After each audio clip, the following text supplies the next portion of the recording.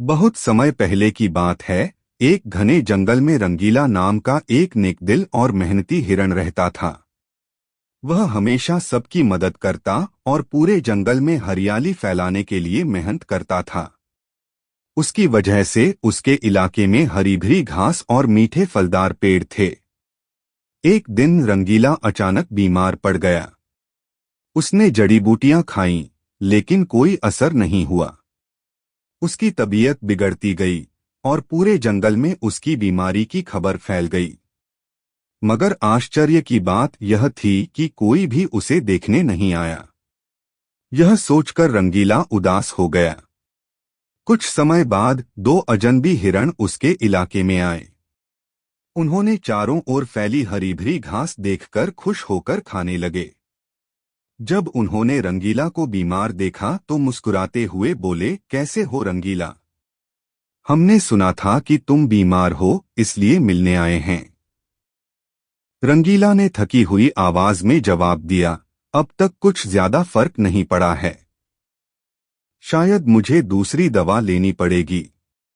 वे दोनों हिरण सिर हिलाकर बोले, हाँ हाँ, अपना ध्यान रखना।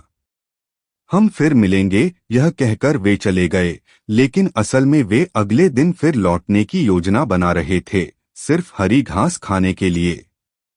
अगले दिन वे फिर आए और उनके साथ कई और हिरण भी थे। वे सब रंगीला से मिलने का बहाना बनाकर आए, लेकिन असल में वे बस उसकी हरी भरी घास और फल खाने में व्यस्त हो गए। रंगीला आश्चर्य से देखता रह गया कि कोई भी सच में उसकी तबीयत के बारे में परवाह नहीं कर रहा था। वे बस अपने स्वार्थ के लिए आए थे। कुछ देर बाद रंगीला का सच्चा दोस्त मोनू भालू आया। उसने माफी मांगते हुए कहा, मुझे आने में देर हो गई दोस्त। मैं तुम्हारे लिए दवा लेने गया था, इसलिए देर हो गई। लेकिन अब तुम इसे खाओ, जल्द ही ठीक हो जाओगे।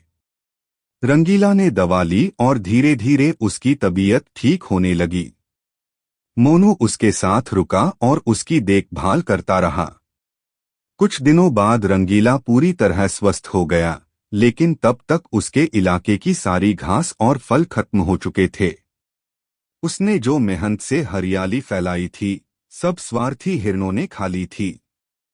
रंगीला उदास हो गया, लेकिन मोनू ने उसे दिलासा दिया, देखो दोस्त, दुनिया में कई लोग सिर्फ अपने फायदे के लिए दोस्ती करते हैं। लेकिन चिंता मत करो, हम मिलकर फिर से तुम्हारा जंगल हरा भरा बनाएंगे। कहानी से सीख, स्वार्थी और कपटी दोस्त खुले दुश्मन से भी ज्यादा खतरनाक होते हैं। इसलिए सच्चे और झूठे दोस्तों में फर्क समझना जरूरी है।